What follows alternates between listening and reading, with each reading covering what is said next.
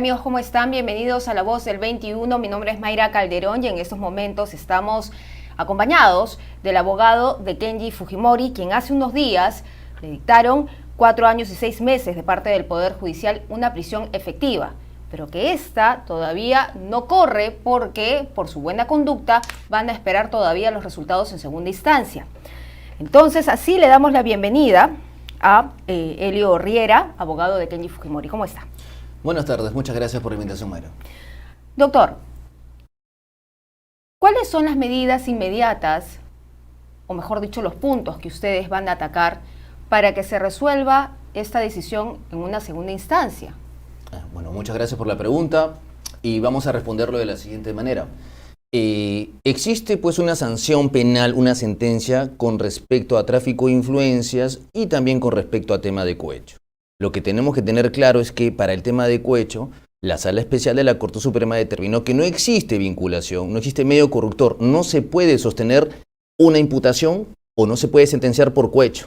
Bajo esa misma línea, si no existe un medio corruptor, un medio probatorio idóneo, vamos a sostener que se aplique lo mismo con respecto al tema de tráfico de influencias, porque en efecto no se ha logrado demostrar a nivel de juzgamiento una vinculación directa con el señor Kenji Fujimori. Digamos, si en segunda instancia la sala se ratifica en los 4 años y 6 meses, ¿Kenji Fujimori se va a allanar o va a recurrir a instancias internacionales? No me veo en ese supuesto porque estoy convencido de que con mayor detenimiento y siempre muy respetuosos del marco de la legalidad, pues la Corte Suprema va a tener que revocar o en su defecto declarar nulo todo este proceso. ¿Y por qué? El tema es muy claro. Se ha logrado determinar que no existió cadena de custodia. Los Mamani-videos como tal fueron entregados mucho después del anuncio por el cual fue publicado en su momento por el señor Mamani. Pudo haber sido manejado. No hay cadena de custodia, punto número 1. Y punto número 2, el señor Mamani falleció y al fallecer no se permitió realizar el derecho de contradicción. No es culpa de la defensa, y hay que tener claro ese tema, que Fiscalía en su momento no haya actuado como prueba anticipada, es decir, valorar el testimonio del señor Mamani. No debió de continuarse el proceso. Es muy probable que sin perjuicio de que logremos viabilizar que se revoque este pronunciamiento, se declare nulo y también vuelva a iniciar a fojaceros, otra alternativa, ¿no? ¿Cuáles son las imputaciones exactas contra Kenji Fujimori, teniendo en cuenta que en ese tiempo, cuando se expuso la bancada fujimorista, los Mamani-videos, se vio una evidente compra de votos? Bueno, la pregunta es muy interesante y me permite desarrollar lo siguiente. La sentencia como tal no ha desarrollado nada vinculado al tema de la presunta ilegalidad en la compra de votos.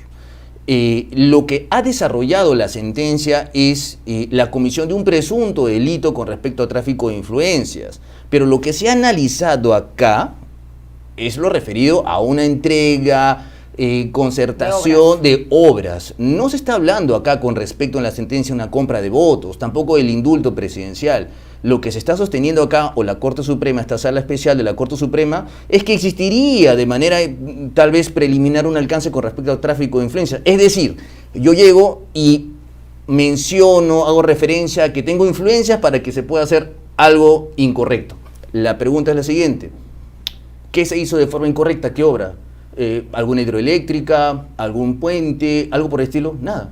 Entonces, en la medida que no hay una consecuencia jurídica, no hay un tráfico de influencias, una consecuencia que pueda determinar la ilegalidad de una obra, pues no corresponde pues una sanción de tipo penal. Claro, pero digamos, el fallo que le iban a dar a Kenji Fujimori, ya en una segunda instancia, iba a ser de suma importancia porque en esos momentos tenemos un escenario donde los niños, por ejemplo, en el Congreso, la tesis de la Fiscalía es que ayudaban al presidente de la República a cambio de obras. Entonces, hay una, digamos, una similitud de cómo se procedió. Definitivamente son casos que podrían ser comparados, pero aterrizando en el caso en concreto, podemos evidenciar que por un lado sí se hace pues identificación de obras, circunstancias concretas, pero en el caso del señor Kenji, ¿qué es lo que se dijo en el audio?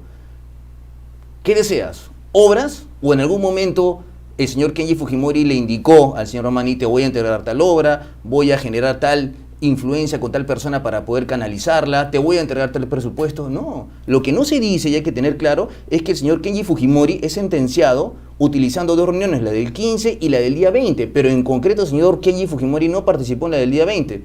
En suma, se ha utilizado de manera indebida, se ha acumulado, es decir, las pruebas en este proceso para atribuir una responsabilidad penal, que evidentemente no corresponde.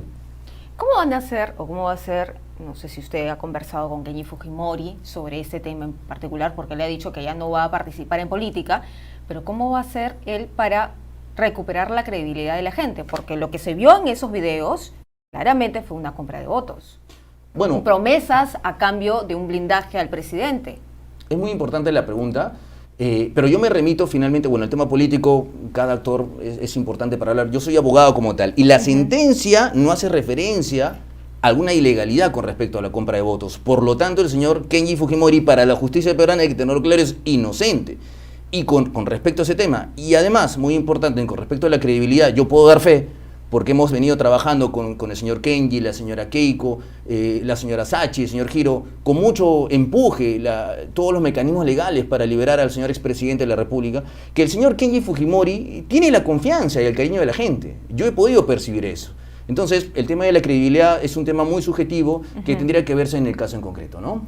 ¿Cómo él ha tomado esa situación, Kenji Fujimori? Con mucha tranquilidad, muy respetuoso del marco legal. Este día 25 vamos a acudir a la lectura de sentencia, que en realidad va a ser bien extensa, muy extensa en realidad, y siempre bajo el marco de la legalidad. Interpondremos los recursos impugnatorios necesarios para poder revocar esto y estamos confiados en que lo vamos a lograr. ¿Cuándo se estaría dando ya el resultado de la segunda instancia? Probablemente, de acuerdo a los calendarios procesales, debería ser en abril del próximo año, marzo, abril del próximo año, más o menos por la carga procesal que tiene el Poder Judicial, ¿no? En esos momentos, ¿qué tipo de restricciones tiene Kenji Fujimori? Las mismas vinculadas que se hicieron lectura con respecto a impedimento de salida. El señor Kenji Fujimori ya tiene, por ejemplo, un embargo sobre los bienes. Nunca se opuso, se pudo haber realizado un reexamen judicial, ¿no? Ha sido correcto con respecto al marco de la legalidad y estamos confiados en que se va a revocar. Usted hablaba hace un momento de que sí es cierto, esta situación en la que está inmerso Kenji Fujimori tiene su parte política. Y él ha dicho claramente que esta fue una treta, una trampa que le tendió Fuerza Popular. ¿Él sigue sosteniendo eso hasta ahora, que fue una venganza de su hermana? Definitivamente, incluso dentro de la lectura de la sala se hizo referencia de que había una connotación política. Es evidente que dentro de los cánones parlamentarios tiene que existir pues controversia, pero al día de hoy lo que tenemos que tener en cuenta es que el señor Kenji Fujimori, tal cual ha dicho, no va a continuar en la política. Él es un empresario, un joven empresario, y lo que está buscando es que se pueda revocar esto, y estamos seguros que se va a hacer. No lo veo por el momento en el campo político, ya lo he dicho claramente, y está abocado a dos cosas muy importantes. Punto número uno, lograr que se deje sin efecto este proceso. Y punto número dos, al igual que sus hermanos, y puedo dar fe de eso, muy preocupados por lograr un pronunciamiento favorable para la excarcelación del señor expresidente. Claro, Fujimori. pero esta situación es el resultado de un encono con la hermana, porque quien grabó esos videos fue el señor Mamani de la bancada de Fuerza Popular, y Kenji Fujimori en ese momento era como una especie de opositor a su propia bancada a la que él pertenecía. Luego ya se alejó y hizo este grupo denominado de los congresistas, los Avengers, pero fue resultado de eso. ¿Él lo ve así? ¿Lo sigue viviendo así? Yo lo que he podido escuchar con respecto a ese tema es que los hermanos se encuentran muy reconciliados y en realidad buscando un camino finalmente que busque un objetivo común, que es el bienestar de su papá. Todos como tal están muy preocupados por el tema de la salud. Lo que pasó hace mucho tiempo, no solamente lo ha hecho el señor Kenji Fujimori recientemente, sino incluso cuando apoyó a la señora Keiko para el tema de la campaña electoral. No me podrán dejar mentir que incluso acudió, apoyó a los diferentes mítines. Es decir, es una familia que como cualquier tipo de familia podrá haber tenido algún problema, pero al día de hoy es una familia muy unida y puedo dar fe justamente de ello, ¿no? Keiko Fujimori mantiene comunicación, contacto con su hermano después de este episodio, de esta primera lectura, digamos, en la primera instancia? Definitivamente me ratifico en ese tema. Es una familia muy unida y la señora Keiko Fujimori no solamente preocupada con respecto al devenir, al cómo se encuentra Kenji, sino también con respecto a la señora Sachi, a Hiro Fujimori e incluso con respecto a su papá, ¿no? Es una familia muy unida y que lógicamente está buscando establecer un objetivo común, que es salir de estos procesos, evidentemente como corresponde dentro del marco de la legalidad, y preocuparse por la salud entera de su papá. Ya para finalizar, y quiero insistir en este tema porque usted está seguro de que Kenji Fujimori va a salir absuelto de todo lo que se le ha acusado.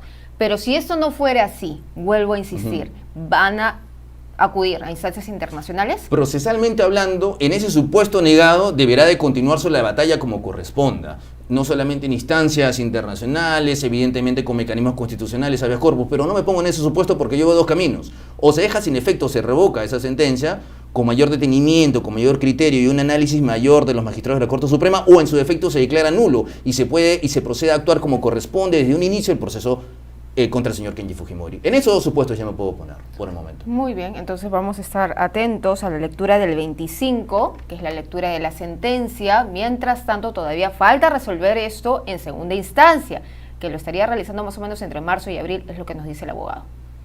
Muchas gracias, es correcto lo que usted refiere y muchas gracias por la invitación. Muchas gracias a usted por estar aquí en Perú 21 TV.